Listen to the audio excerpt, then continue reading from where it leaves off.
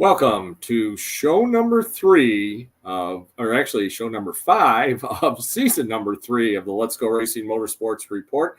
I am Mike Babicz, your host, the voice of the Wilmot Raceway and other area racing from time to time.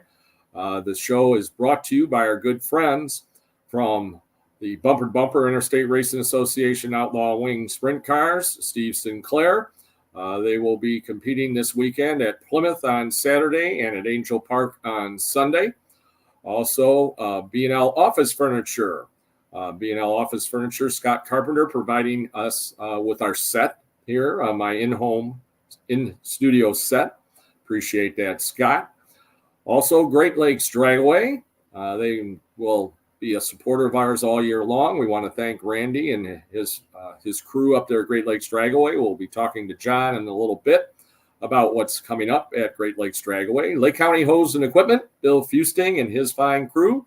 Buddies in McHenry. We're going to be doing some on-site shows out at Buddies on Green Street in McHenry, where they're open for breakfast, lunch, dinner. They've got all kinds of signature food items available, and of course refreshments, liquid refreshments as well. And a lot of sporting events are usually on the televisions there. So that's Buddies on Green Street in McHenry. RC Electronics, also another one of our sponsors. Culver's in Paddock Lake.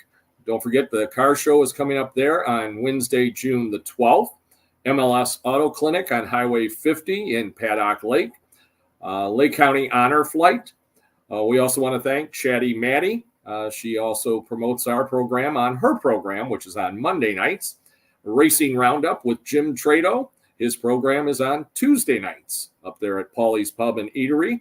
And we thank Jim. We kind of cross-promote each other's racing programs. And, of course, We Be Waxin' coming on board literally today, joining us. If you need any kind of vehicle cleaned up, contact We Be Waxin' in Antioch. And also Fox Lake Harbor. Fox Lake Harbor joining us just last week. Dave Mullis and his fine crew. And they've been involved in racing for many, many years at Wilmot Raceway and with the Interstate Racing Association. And also, of course, our good friends at Bodycraft, the Maglio family. They also very much involved with us each and every show that we do, and they've been involved with racing at Wilmot Raceway for many, many years as well. And they will be supporting and the presenting sponsors for the upcoming Founders Night, which will be coming up on Saturday, May the 25th, a week from this coming Saturday. The practice that was scheduled for tonight, Wednesday night at Wilmot Raceway, has been canceled. All the rains that struck the raceway during the early part of the week, just too much for the track to handle. And they want to get it in tip-top shape for this coming Saturday night's events. So practice at Wilmot Raceway for tonight, Wednesday night, has been canceled. Do want to give you a couple of quick rundowns of Wilmot Raceway, racing this last week. Of course, we started off the evening keeping in our thoughts and prayers Wally Tynus, a longtime supporter of particularly Tommy Sexton and racing in general at Wilmot Raceway. And in his memory, Twisted Cuisine Catering, Rhonda Bell and Tommy Sexton increased the feature purse for the winners for all of the divisions that competed last Saturday at Wilmot. We also kept in our thoughts and prayers Bob, as he lost his wife, Laura Schreffler. He's one of our push truck drivers at Wilmot Raceway. Also want to keep in mind Tina Spitz, who is battling some health issues down in Kentucky. Her husband, Dennis Spitz, is remaining in Kentucky and looking forward to being at Wilmot in the very near future and able to compete at Wilmot Raceway and usually the non-wing sprint cars. A couple of results from the Wilmot Raceway from eventually opening night. The Lift Pro powered by Gandrud Chevrolet winged crate sprint car feature victory went to C.J. Malig. C.J. Malig out of Johnsburg, Illinois, scoring the win. Chris Klemko of Bristol was second.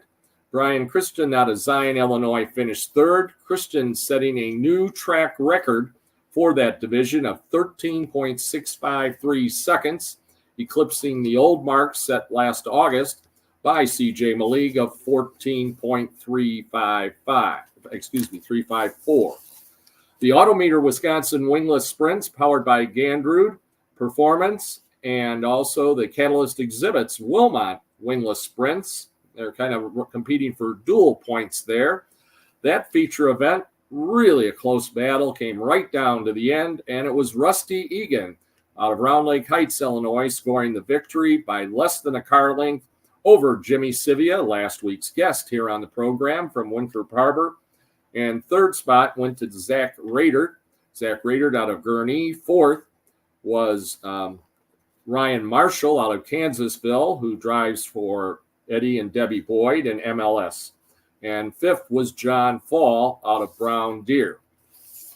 The street stock feature win went to Josh Gehrig out of Pleasant Prairie. He actually overcame a flat tire that relegated him to last starting spot in the feature event, worked his way through the traffic and ended up scoring the win, taking the lead with just a couple of laps remaining. After Brandon Murtis had some mechanical woes, sent him momentarily to the pits, and then he was able to come back out. But he finished kind of in the middle of the pack after the restart with just a couple of laps remaining. Finishing in second spot, a career best for him was Riley Newberry out of Kenosha. Third spot went to Rob Olson out of Lindenhurst. Fourth spot went to Blake Cruiser out of Kenosha. And in fifth spot was the 72 car of Tim Kalenka out of Lake Villa. IMCA modified action, again, a hotly contested event, and scoring the victory, Terry Kidrowski out of Union Grove, Wisconsin, in his MS chassis machine, the K9. He scored a last lap, last turn victory over the 28C car of Joel Crowbridge out of Union Grove. Finishing in third spot, coming from Dixon, Illinois, Andrew Hamburg. Fourth spot went to the 9W, Jason Worth out of Elkhorn. And rounding out the top five was the 33 car, visiting from Woodlawn, Tennessee, Jason Conrad. So those results from opening night at the Wilmot Raceway. Again, action plan this coming Saturday night at the Wilmot Raceway. We're going to have a lot of cars in action. We're going to have the winged sprint cars are going to be returning for their second event of the season. Also, the IMCA Modifieds will be back as well for their second event of the season, as well as the Unified Street Stocks. And making their debut will be the B&L Office Furniture, American Tire, and Auto Repair Bandit Series. And they're going to get a little extra bonus if they have joined the Wilmot Raceway's membership. If they've gotten their membership before the races on Saturday, they're going to get a bonus on Saturday night. So, again, we want to thank Tim and Scott from B&L Office Furniture and American Tire of Kenosha for their support of that particular class at the Wilmot Raceway. Now we're going to bring in Tom Eller. Tom Eller is going to join us from his shop. And there is Tom. He has the familiar 29 OG. Nice looking helmet back there too, Tom. And thank you. It's compliments to Jack's helmet design. Yeah, there you go. First of all, tell us a little bit about your first night at Wilmot. I know it was not your first night racing, but your first night at Wilmot last Saturday night. First night we drew a pretty late pill. We pulled a 67, so we were the last group to go out, and we were still able to salvage a 16th place qualifying run. Lined up sixth in the first heat race, and we charged up to third, and we were able to finish heat one and third. So that was a pretty good deal. And then that lined us up starting 11th in the feature. On the first lap, there was a little bit of contact, and I got shoved down in the soup that was down there in the bottom of turn 2, and that really killed. I lost a ton of spots there, but we're able to kind of make our way back to 16th, and I mean, we rolled in the box in one piece. So all in all, it was a good night. Well, that's good. That's good. Now, you were talking about just before we went on the air here that you're kind of finishing up maintenance on the car. You know, a lot of people don't realize that you guys do more than just, you know, get in the car, drive it on race night, and then put it back in the trailer and take it home. There's Sure. a lot that goes on, not only at the track, but during the week preparing the car. So give the folks kind of an idea what your typical week is regarding working on the race car. Well, with this car here, first thing we'll do is we'll get it out of the box and knock all the big stuff off of it. And we'll tear the body panels off of it. I mean, it comes down all the way to pretty much just a chassis, front rear axles, and the motor will stay in it. And then we give it a real good, thorough bath. We just kind of go through, we nut and bolt check the car, make sure nothing's come loose, make sure nothing's cracked, bent, or broken. You know, obviously go over all the safety stuff because, you know, these things are real race cars. They're not go-karts. You know, you get hurt real quick. And then, you know, we'll just double check square. We pull drive lines out of them, make sure all that stuff's greased, ready to go. Make sure there's not any wear or tear that seems odd there. We'll pull the bars out, you know, torsion bars for, I run a coil front car, so I don't have to do the front. We just got to reblock the front but in the rear, we got to pull the bars out and clean and grease the bars. Depending on where we're going, we might change bars or something like that. But yeah, we pretty much tear apart and rebuild the race car every week. And every 2 nights we'll do motor maintenance. So we'll double check valve springs, all that stuff's good, change the oil, and we'll pull plugs and take a look at that, make sure it's running like it's supposed to. Now, for you, I mean, we kind of talked about this the last time you were on. Some drivers chose to do some practicing at Wilmot, a couple of practices that happened. And again, practice tonight, Wednesday night, has been canceled at Wilmot. They're going to try to let the track rest a little bit with all the moisture that it's had put on it in the last few days. Supposedly, the latest forecast we have is Mother Nature's got clear sailing basically from today, Wednesday, through race day on Saturday. So we're hoping that is the case, and we're able to get a full program in on Saturday at Wilmot. But for folks, you know, that aren't familiar, what do you guys have to do to change from track to track? I mean, Wilmot, I kiddingly say, you know, the racetrack is still round. In the United States, you still make left turns. You may make right turns in some other countries, but you still make left turns.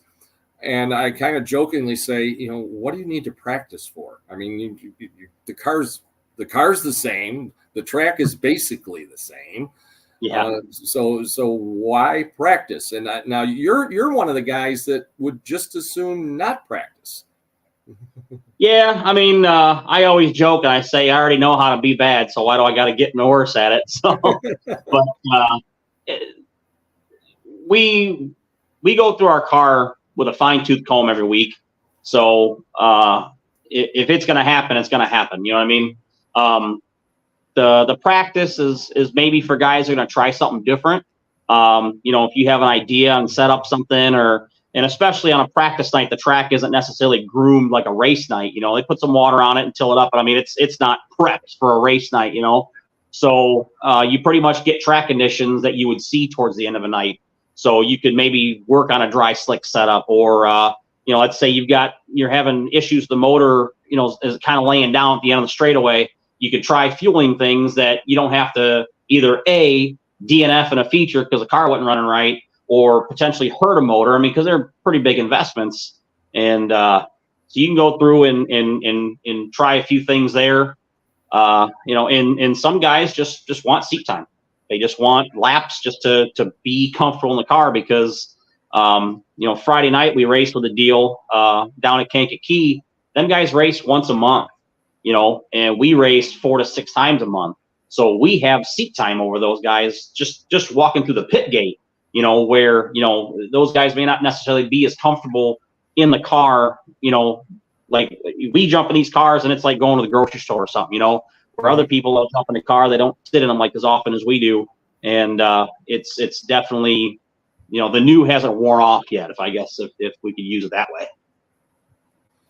So now this weekend, you're going to make a trip up north to Plymouth, I understand, the Plymouth Dirt Track, to run with the bumper-to-bumper IRA sprint cars. And I believe MSA also on that program, I think. It's the three sprint car classes this week. Yep. We're definitely looking forward to that.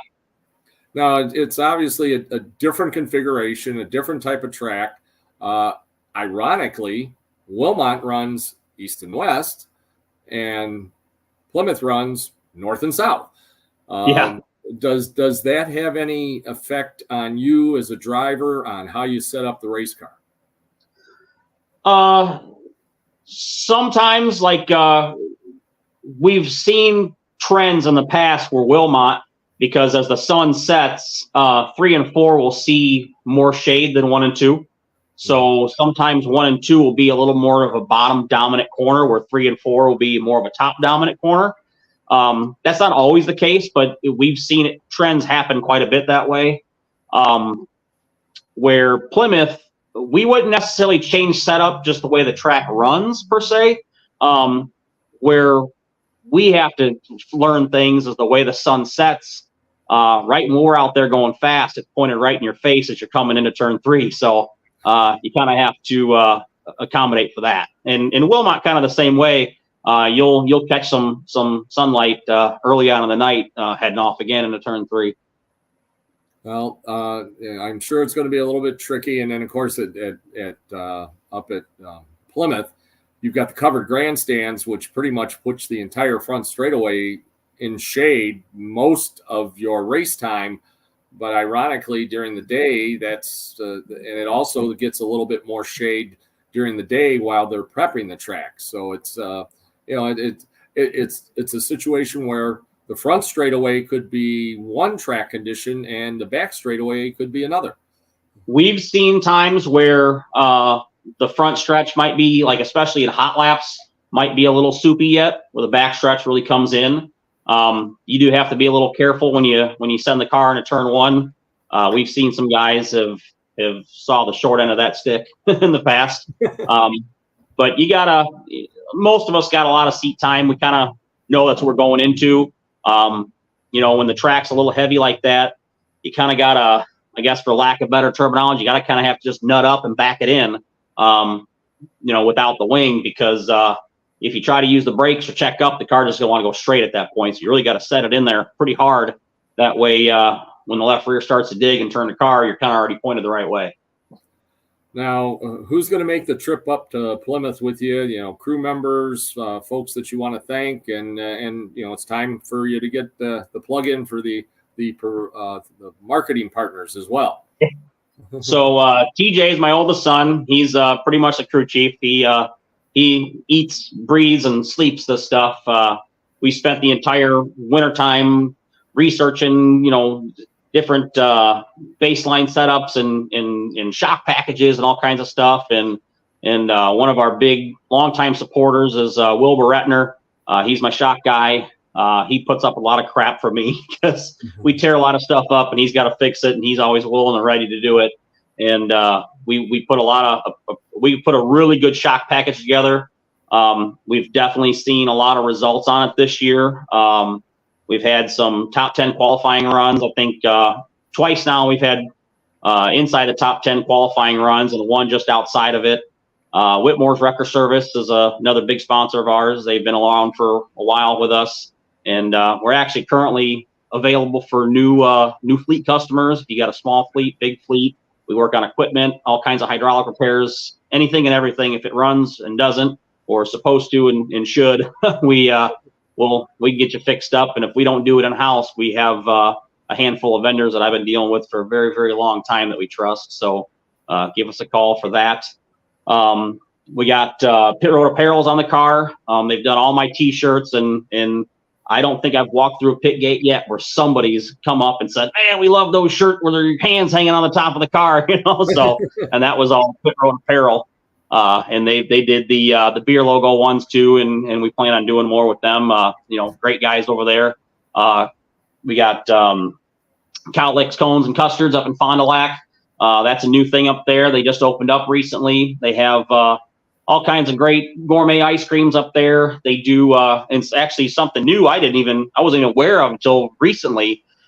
They do handcrafted energy drinks. I guess that's supposed to be the next big craze, and they've already got their foot in the door on it. So we actually plan on taking a trip up there this weekend after Plymouth and stopping in and trying out some of the ice cream flavors and maybe an energy drink or two. So that if you're in the Fond du Lac area, hit them up, Cowlicks, Custards, and Cones. So yeah, that's pretty much who we got on board. And then Carl Spaeth helps out, Amber helps out, Tyler helps out. We got a lot of guys that'll come and help push the car around. Ray Underwood, longtime friend of mine, he's been hanging out with us a bunch, and Heather. They're having a good time. Ray kind of stepped back from the announcing thing. I mean, he's at Beaver Dam tonight, but he comes and hangs out on the weekends with us in the pits, and it's always a good time. Ray and I always have a lot of fun whenever we've been on the mic together, and I mean I'm working on getting him on the show, so we'll have that one of these nights real soon. So, well, we're gonna let you go. We know you got a little bit more work to do on the car to get it ready to go, you're burning sunlight, so. We actually do have some sunlight after all the rain that we had so far this week. But once again, if you did not hear, practice at Wilmot tonight, Wednesday night, is canceled. You got more time to work on the car in the shop, or since you were planning on going to practice, you can take a road trip to Fond du Lac and get some custard, I guess. Right. So, again, Tom, thanks a lot. Always enjoy visiting with you. And we'll actually, we won't be back down to Wilmot till a week from Saturday for the Founders Night. So we'll look forward to seeing you on Founders Night on Memorial Day weekend on the 25th. Yep. Excellent. Thanks for having me. Thank you. And that was Tom Eller joining us. And now we're going to shift gears and we're going to go straight racing. We've got John joining us from Great Lakes Dragaway. John, welcome to the program. I know you've probably heard already, Wilmot canceled practice for Wednesday night because of all the precipitation that we've had thus far early in the week and even over the weekend for that matter. So practice at Wilmot canceled. I know Great Lakes Dragaway does their darndest to make sure they don't have to cancel. And, the forecast we've actually got now through the rest of the week, now that we weathered the rain on Tuesday, it looks much better now for the rest of the week, even through Saturday and Sunday. Yeah, we'll definitely be open. Wednesday night is ladies' night, and I actually plan on doing a little testing there with my car. I ran it last Saturday. Wait, you're not a lady. How do you get to go out there and trick? Oh, I know. Well, they do battle of the sexes out there, so it's like I probably won't get in the bracket race, but I got to make a few test hits. My car, I had it out there last Saturday for the Nitrous Streetcar Brawl, and it's running off my number a little bit, so I did a couple things to it. I want to test it for. I'm going to be going down to a different race this weekend, so I thought I'll test it out there on Wednesday. That's the beauty about it being open 6 days a week if the weather permits it. A lot of guys come in there and do testing during the week for other races and other events. Now, how did things go for you guys last weekend on Saturday? It was a great race with the Wisconsin Outlaw Street. That was some really exciting races. Friday night, that's when they have those races at Wisconsin Outlaw race. The Friday night before, because the track is prepped really good, we got some fast cars that are out there doing testing for other races. There's some quick cars out there Friday, and then Saturday the race was really, really good because they were between first and second place, I believe. One of the races, it was a 4:37 to a 4:38 in the 8th mile, so it was 100th of a second in the 8th mile. It was heads up racing right next to each other, really, really exciting, and they show the time, which is really good. It was that was pretty neat. It was fun to watch. We were racing with our group, the Bruce City Gassers, so it worked out good. We could do our rounds with the race, and I could go up there and watch the other ones after I was done with our round of racing. So it worked out good. Now, we were just talking to Tom Eller about, the prep that he does on a car during the week, and, how he really has something to do on the car just about every day. Some kind of either maintenance or, checking things from the week before, that kind of thing. How much time do you spend in the garage during the week on your car? Like this week, a little bit more, because I did have a little bit of a high speed miss there. So I'm pulling spark plugs out, checking them. A lot of times I had just done a leak down test previously, so I know the engine was pretty tight that way. And then I did replace the ignition coil, and I just pretty much nut and bolt the car, go over it front to back, make sure everything is good. And I try to do that early in the week. So in case I have problems, I make sure I'm good to go the weekend before, and then the following weekend if I have to have a race coming up. Because the way the parts issues are, even though it's better than it has been, sometimes it's still kind of hard to get certain parts. So I want to try to keep on it early in the week and go through pretty much checking everything out, and usually, hopefully, no issues. But like I say, I'm going to do a little testing tomorrow night and see what I did, if it did any help or not. So. Now, sometimes, your kind of cars almost look like, something that you could, drive down a street or take to a show car place. So are the parts that you're putting on your car, are they, quote, stock, or are they always high performance parts, or is it kind of a combination? It's pretty much more high performance parts on mine. Everything, engine, transmission, brakes, is all even the steering, everything is pretty much aftermarket on it. Stock looking body. A lot of the cars, like the ones that were racing Saturday, it was pretty interesting. The guys got power windows and the door panels and everything, and then they're flying down doing 170 miles in the 8th mile, which is pretty impressive. Yeah. And they're doing it on a drag radial, a small tire. So they got a lot of glue on the track. I saw a couple people walk out of their shoes. The track was so sticky, they glue it down, and it's amazing how they get stuck to the track like flypaper or something. Now, you mentioned sometimes that you have track prep nights, which is, I believe, Thursday. Is that when? Yeah, Thursday night is. Yeah, we do extra glue on there, and it's for slicks or drag radials only. No street tires on Thursday nights. If somebody wanted to test with their street car, Tuesday, Wednesday is a good. Fridays are usually good unless there's a big weekend event coming on. But Wednesday is a good night to test if you have street tires, you have pretty much a street car. But Thursday is pretty much dedicated to slicks and drag radials. Yeah, because I'm guessing would then the problem be if you went out there with a street tire on the nights that the track was prepped with all the stickiness in that, could that really tear up your street car or your street absolutely tire? yeah and that's happened before. It's a lot of guys come out there and they find out where the weak link is, usually a drive shaft or transmission or something, and it's that's what they're trying to avoid with the Thursday. Want to keep it. And then the other problem is too, sometimes the street tires will tear the rubber up that's on the track. You'll get a base on the track where there'll be glue and rubber on there, and some of the street tires will tear that off. And also with full exhausts on the cars, especially this time of year where it's a little cooler, when they go to take off, they dump a bunch of water out of the exhaust and then they have to mop it up in between rounds. So yeah, they kept it so Thursday would be pretty much just test and tune for the race cars. Now, I know you're getting a big weekend coming up here at Great Lakes Dragway over Memorial Day weekend. Of course, that's just a big weekend in the world of racing everywhere. Sure. You have Indianapolis, the 500, you have the Coke 600, Wilmot, we've got Founders Night on Saturday night with an all sprint car show. And I know you folks have a big show up at Great Lakes Dragway on Saturday, the 25th as well. So again, remind folks a little bit about that big event coming up.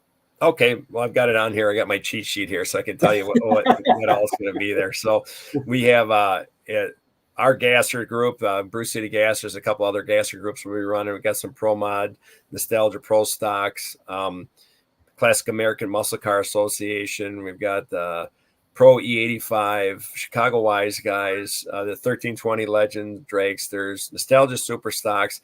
We've got a couple wheel standards, Richard Hutchins versus Mighty Chuck Young.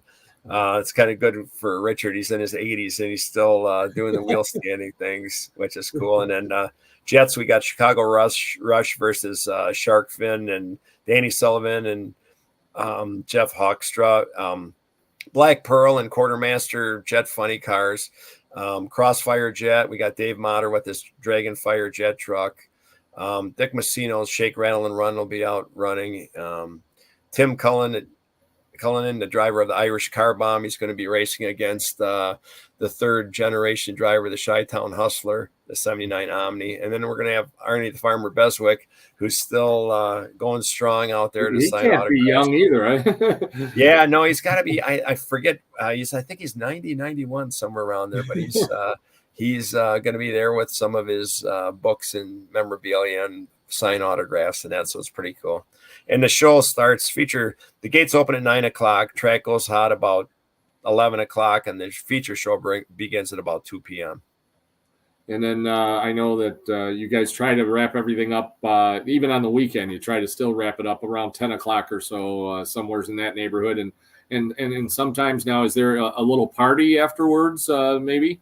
Oh, absolutely. Yeah. There's, they have the Torque Alley Tap, which is in there where everybody can kind of hang out, and they have a little fire pit area in the middle there and everybody's pretty much hanging out after the race, different groups. And we do that ourselves with our Bruce City Gasser group. We have a lot of fun after the racing's done, just hanging out and bench racing, and it's a neat environment. It's a neat environment just to go out there, even if you're not racing, and watch the racing and hang out afterwards.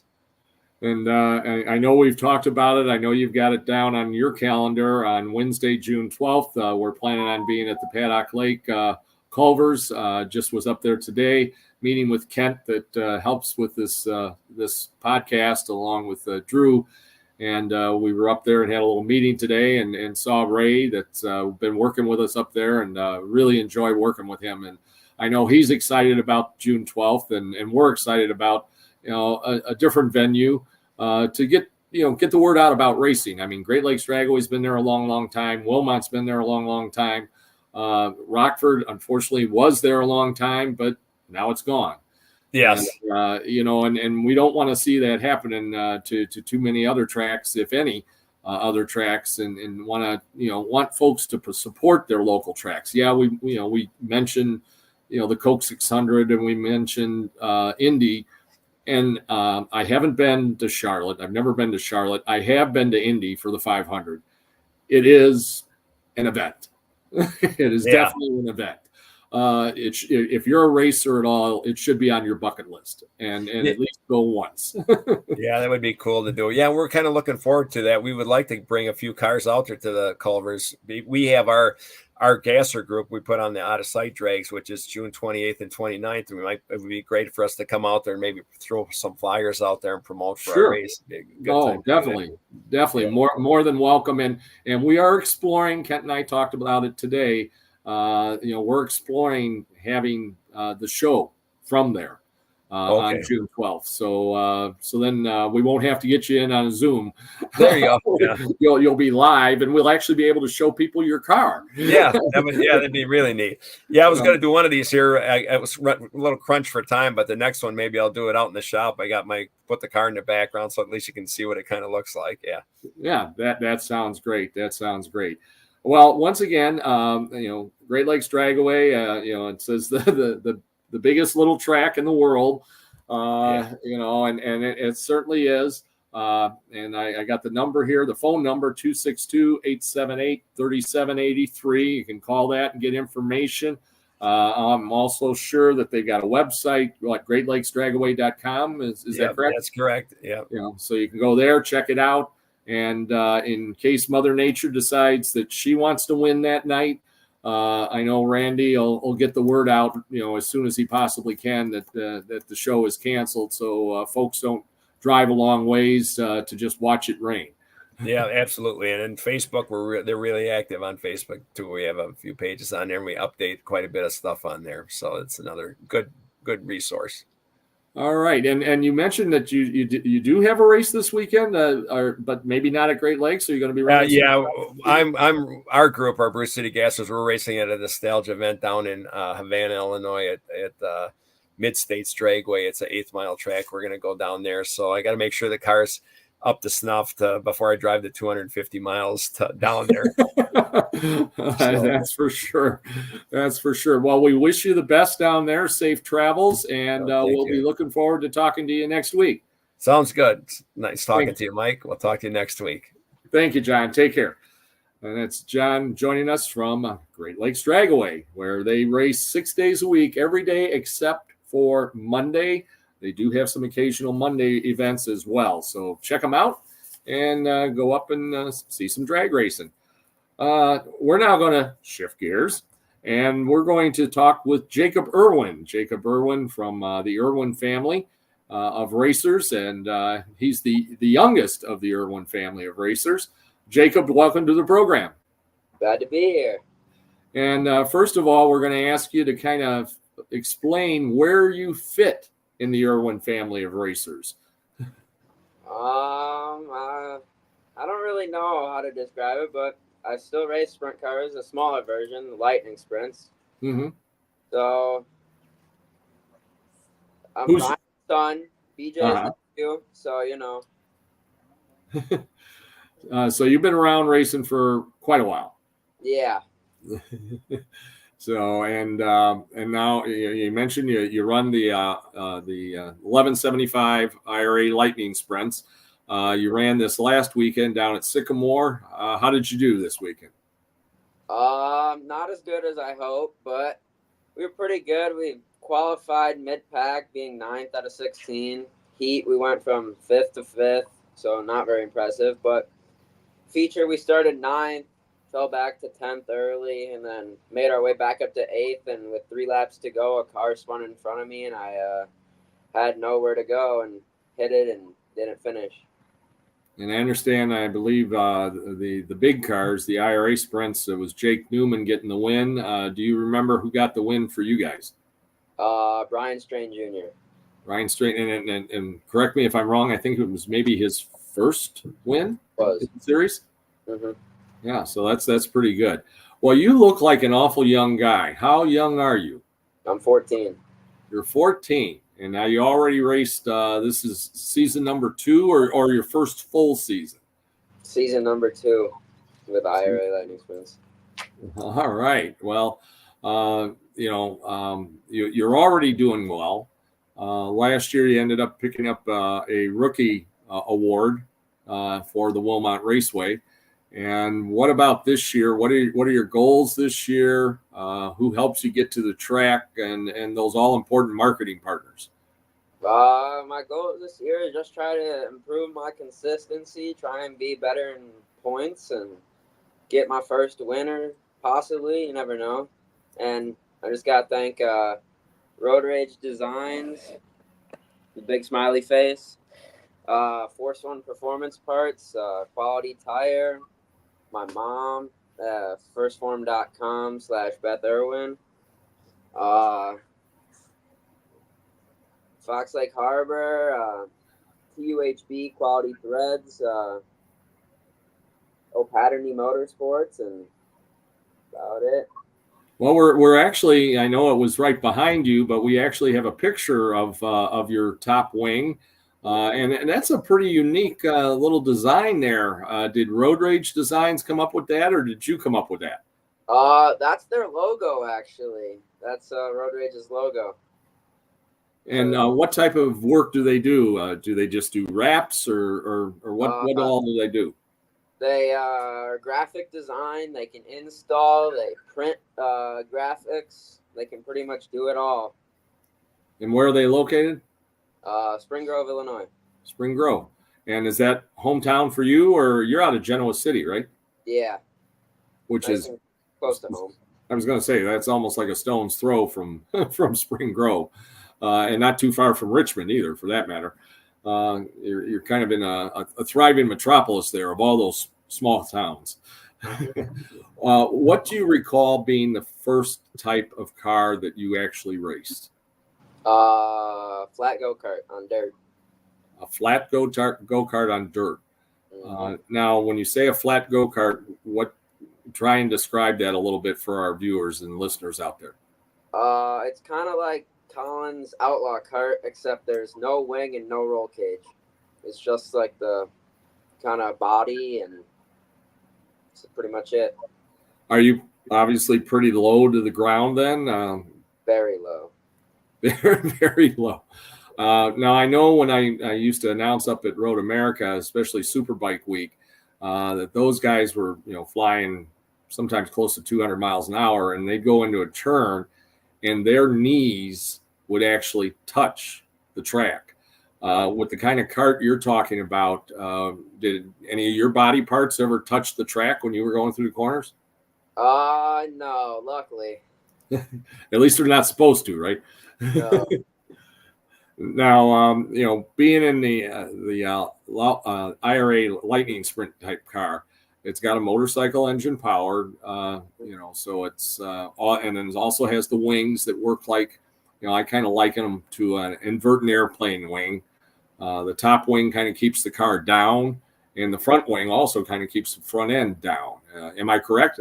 Yeah. Pretty accurate there. Now, during the course of a night, what kind of modifications, alterations, or changes can you make? First of all, are you allowed to make? And then can you make to help you maybe get a little quicker or maneuver the car through the turns better? We can take turns in and out of the torsion bars, adjust our shocks with compression, rebound. We can adjust the shock pressure with the nitrogen. Obviously, I can move my wing back and forth. We got our wheel spacing in and out, and tire pressure, and we can't. We could change our gearing, but that's kind of complicated to do with the racetrack.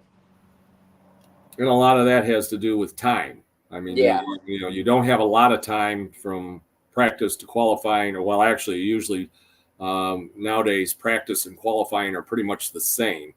You pretty much qualify in your practice groups.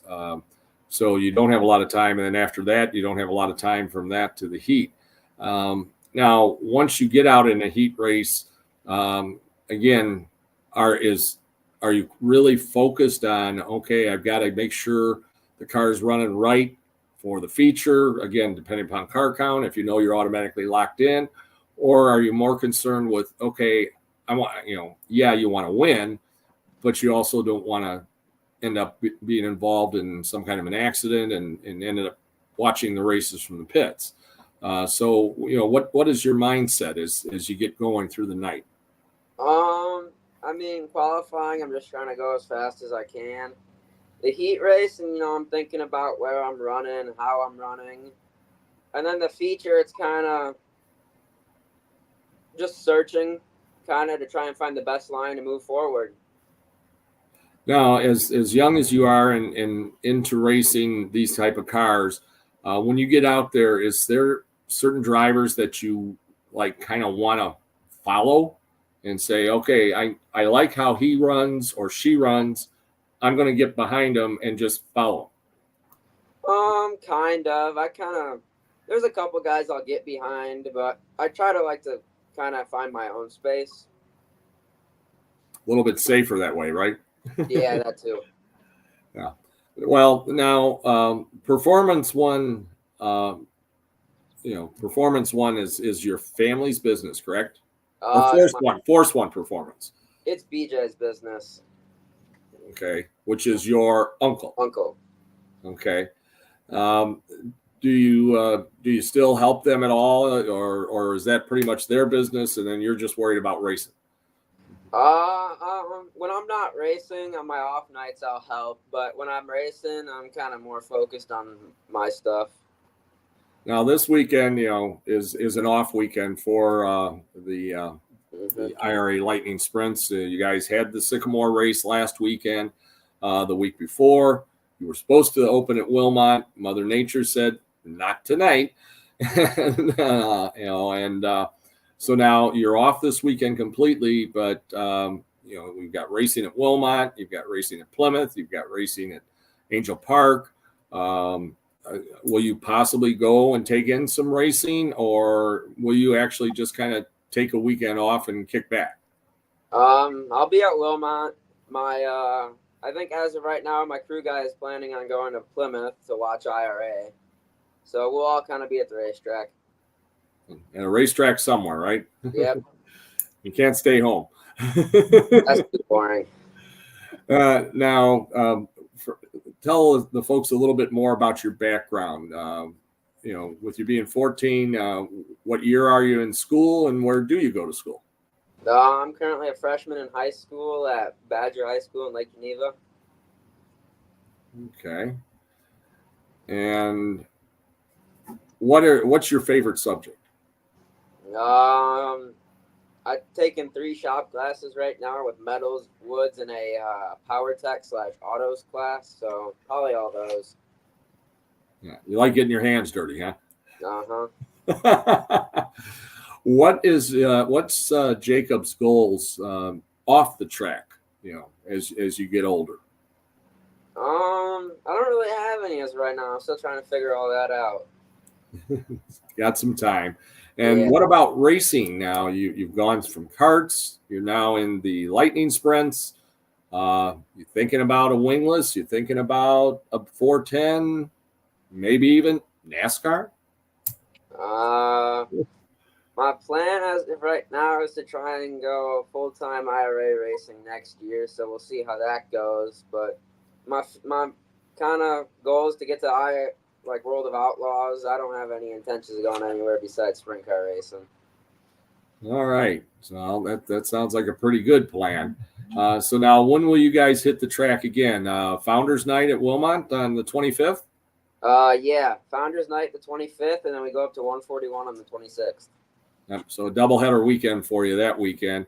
And I know Founders Night is important to a lot of folks because if you didn't have Ray Toft and Junior Dodd and Whitey Harris, there would be no IRA because they started it 50 plus years ago when you definitely weren't around. I was, but but you weren't. But I'll tell you, it's always a fun night. We get a lot of the former drivers that come out. And I know that some of the past cars that competed at Wilmot and with the IRA and with the MRA, the Modified Racing Association, we're going to have some of those cars on display as well. So that'll be kind of a neat night for everybody to see. And it's always a nice crowd.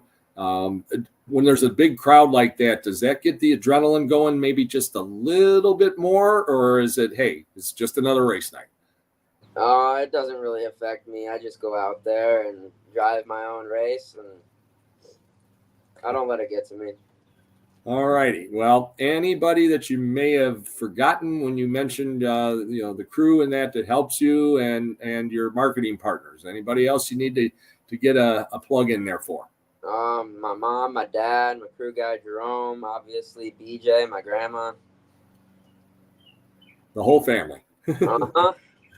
All righty. Well, we will look forward to seeing you on Saturday at Wilmot. If you have nothing else to do and you want to come up and do some color commentary with me, you're more than welcome to join me in the booth. And we'll be looking forward to seeing you a week from Saturday at Wilmot for Founders Night. Might have to find my way up to the booth on Saturday. All right. That sounds good to me. All right. Thanks a lot, Jacob. Take care now. No Tell problem. the family hello for me. I will. That was Jacob Irwin joining us, second, third generation driver. A lot of racing in his family, and we might have another announcer join us this week. You never know. Might have guest announcers every week at Wilmot. Somebody who has an off night, come be on the mic with me. But we still want to get Mia out there. Mia did a nice job doing her first interview in the stands during our track prep time, but did a good job, and I'm looking forward to having Mia join me again this weekend. Well, our last guest is coming on with us now. It's Scotty Neitzel. Scotty Neitzel from, I don't know where you're from. I've called you from Fox Lake for a lot of years, and then now I've seen Beaver Dam on some stuff. Where's the shop? Where are you? Yes, well, That's a crazy question as well. I'm actually, I guess our address is technically Beaver Dam. We're just halfway between Beaver Dam and Waupun, and I actually live in Beaver Dam. So. All righty. Well, we joke every time we see each other because we've both been around this business a long time, and go back a lot of years. A lot of changes in sprint car racing and in racing in general that both of us have seen over the years, Scotty. Yeah, absolutely. I remember as a young kid going down to some of those first Wilmot Opens. I remember that sort of stuff. So yeah, a lot of changes. At the end of the day, like you said, you're still going left around the racetrack. A sprint car probably hasn't changed a lot since the mid '80s, but overall, the sport in general and everything we see around the racetrack has really changed a lot. So. And the track itself at Wilmot in particular has changed quite a bit. It used to be basically a flat track. Some people said it was actually kind of an inverted track, meaning rather than banked out, it was banked in, and definitely did not have the kind of banking it has today. Definitely did not have the kind of wall and fencing that was put up this last off season. And a lot of improvements that have happened at Wilmot Raceway thanks to the Fair Board and all their efforts in that. And I know and I know that you guys do travel. You travel a lot to a lot of different tracks, but Wilmot's still the home of the IRA.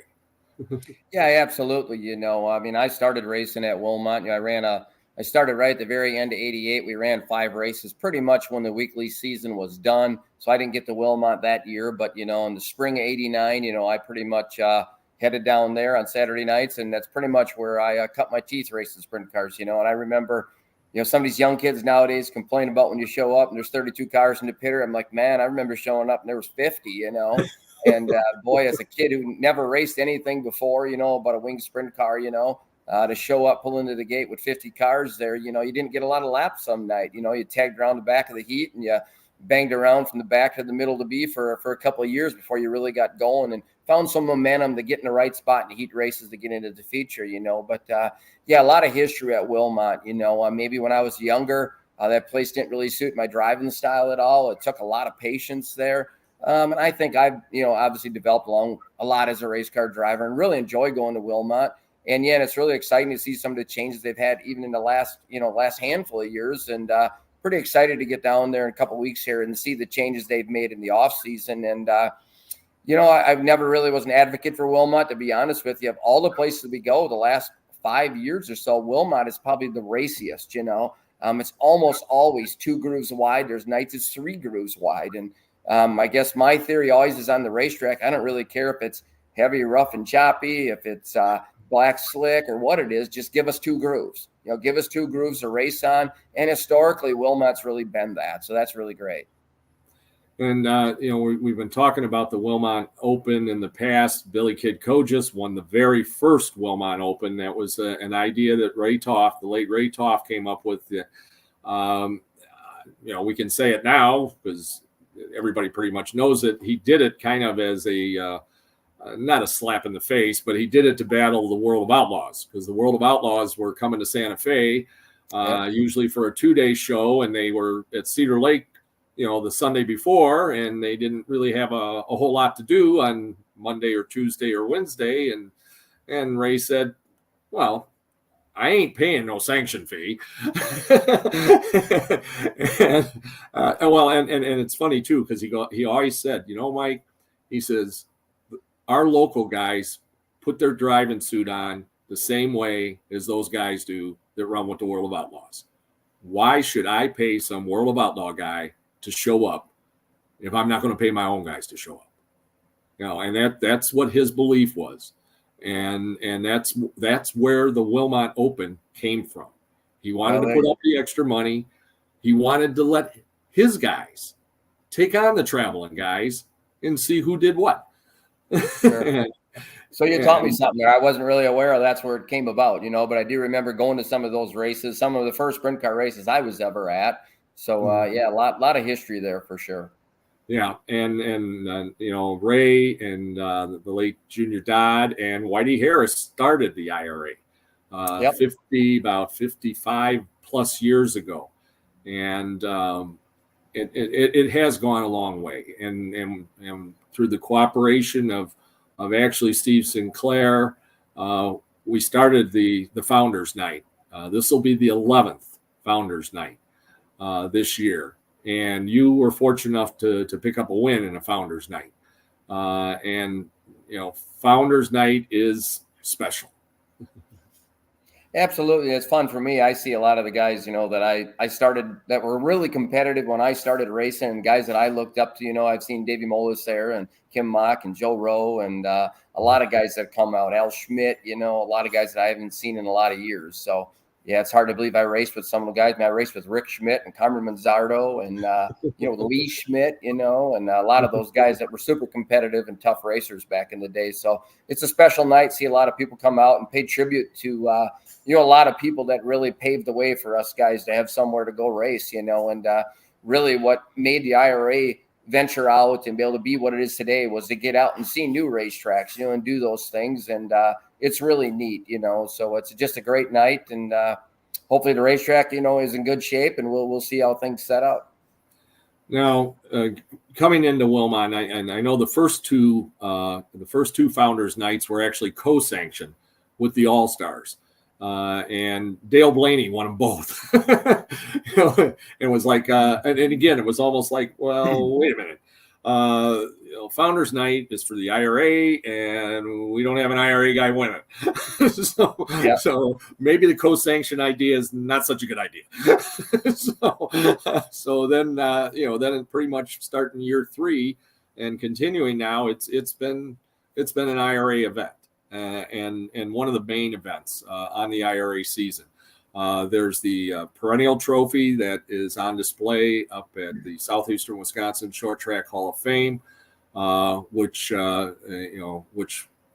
we definitely got to get people like you in, and it's a really neat thing. And it's neat to have that trophy on display up there. I mean, we add somebody's name to it, and then it's up there for the rest of the next off season. And we want to thank John Surgis. He helped get that sponsorship of that trophy. So now a week from Saturday, you guys come in. I mean, you've got a busy schedule before that. I mean, you've got 2 nights this coming weekend. You're at Plymouth on Saturday. You're at Angel Park on Sunday. You're at Wilmot the following week. Those are 3 different kinds of racetracks. Yeah, they really are. But for the most part, you'd be surprised they don't race that much differently. And the race cars have come a long ways. But really, at the end of the day, there's probably more changes we can make to the race cars. But it seems to me like there's actually less changes we're making.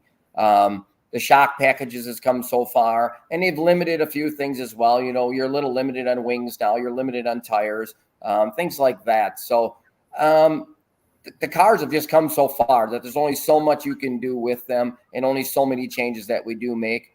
For me personally, I should probably race every day leading up to Wilmot if we're going to get going, because we just are not off to the start we need it all. We looked terrible last weekend down at Sycamore there. We just nothing really rolled right for us. We struggled at Beaver Dam earlier in the year with a fuel pickup problem that we chased all night long. Went on to Cedar Lake, and we're a little better at Cedar Lake, but the weather conditions were just so severe that the racetrack was so saturated. We weren't all that racy. We passed a handful of cars, and a few dropped out in front of us, so we were fortunate that way.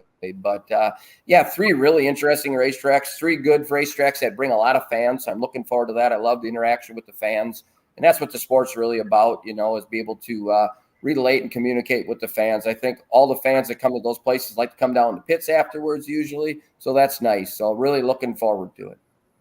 Now you've got your beautiful race car behind you, so now it's the time to thank the people that get that car to the racetrack each and every week that help support you. How many years is this racing for you, Scotty? Oh gosh, I think it's like 34, something like that. Yeah, so I started in '88, ran just a handful of races. If you recall, I was off the '92 season where I was in an industrial accident and broke my leg and foot and things like that. So I was off that year, and Rick ran my car a couple of nights that year. Pretty much been doing it full time ever since. And I think I've missed just a handful of IRA events. One, my truck broke down, and 2, I was in the hospital, so with some health concerns. So yeah, really, and that is what it is. I just love, going to the race. That's really what I've done my whole life. Really want to keep picking away at it here. Just want to get going a little better than we've been here last year and this year. A couple of years ago, I felt like we were rejuvenated a little bit, and we won some races, especially down at Wilmot. It was a lot of fun to win down there. I really just want to get rolling well. Everybody's like, do you want to win a championship? What do you want to do? I really just want to win some races. That's what it amounts to, and if you win some races, if the championship comes together, so be it. If it doesn't, we've done that, and I'm not making light of that at all. Winning championships is really hard. You need to be super consistent and super on top of your game and pretty well set on kill all night long.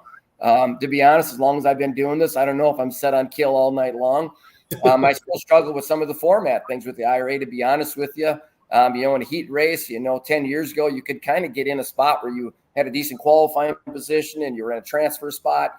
Now every spot pays off. My crew's on me all the time. Like when you go out to remember, it's third by time and fourth by time and fifth by time. And the other night I kept digging pretty hard in the heat race and just couldn't get another car. And if we'd have got another car, it would have been at least 2 rows starting spot in the feature, So that brings a lot of excitement to the table, I think, at an IRA race for the fans to come out and really pay attention to those things. That's why some guys are really fighting that hard on the white flag of a heat race sometimes, But for me, I got to thank mostly the fans, really. I've had a pretty good following of fans over the course of the years, and I really got to thank them for all their support. I got to thank my wife, Brenda Lee. She's just supported me, been with me for more than half of this venture now. I really got to thank her for all her support. Rachel Balls takes care of our Facebook page. A lot of people follow that. I'm going to thank her for all her updates. Rick, Joel, Mace, Kyle, John, and we got a new tire washer, Lane. I got to thank Lane for all his help coming out. Young kid who helps us out. Thank him. Really love having him around. I got some sponsors. I've always said I've got great sponsors. I've never had the biggest sponsors, but the people that have helped me have become more like family. You don't see any names that usually show up on this race car for 1 year. They're usually on here for quite a bit of time. They've become more like family. So I got to thank Emergency Starting and Towing, which is Ryan Testman, who actually was raced himself for a while. Northwest Cable Construction, Falby Auto Body. They've painted every race car I've owned but one of them throughout the course somewhere in that family. Competition Specialist Racing Engines. It was originally owned by Steve Blum, now owned by Jason Johnson. I got to thank those guys for helping me out. They've built the majority of all the race engines I've had over my entire career. Iron H Racing Equipment, Maxim Chassis, Willwood Brakes, Ultra Shield Seats, and FK Rod Ends. I got to thank BJ's Home Repair, came on board this year. Just a lot of good people around me, but again, mostly it really comes down to the fans. IRA is really a great series. I think they're in a good spot. I think Steve has set the club up for success. I really hope that the IRA is a series that's around for a long time. I think what Steve's done for it, really, I've said before, Steve's took us from a bunch of guys that were just running around in circles. He gave us a cause. And I think a lot of people don't give Steve enough credit for all his hard work. Steve is really probably one of the most passionate people about sprint car racing that I know that's never owned a sprint car. So I really, on that note, just Steve puts his best foot forward every night. There's a lot of up-and-coming young talent in the IRA, and I think it's going to be an exciting summer. Yep, sure is. And we wish you well this coming weekend at Plymouth and at Angel Park. I might catch you at Angel Park. I'm thinking about making the road trip north. And then we'll certainly look forward to seeing you on May 25th on Founders Night. Mark and Tony Maglio of Bodycraft putting up some extra money for the purse that night. And hopefully we'll see you in Victory Lane and maybe have a second time that your name goes on that Founders Trophy. That would be great. I sure hope that happens. We just need to get the 2W car pointed in the right direction, and maybe we'll have something for me up this year. All right. Thanks again, Scotty. And always enjoy talking to you and seeing you. And we'll look forward to seeing you this weekend or at Wilmot. All right. Thanks for having me on, Mike. Take care. Bye-bye. Bye. And that was Scotty Neitzel joining us from up north. And that's going to wrap it up for this week's show. Again, racing this coming weekend, of course, at Wilmot Saturday, at Plymouth on Saturday with the IRA, at Angel Park on Saturday with the IRA, at Great Lakes Dragaway every day, just about, except Mondays. And we'll be looking forward to you next week when we're back here once again. So until next time, this is Mike Babicz wishing you a pleasant evening, the best of tomorrows. Remember, kids, just say no to drugs, Thanks. Good night. God bless everybody. And let's go racing.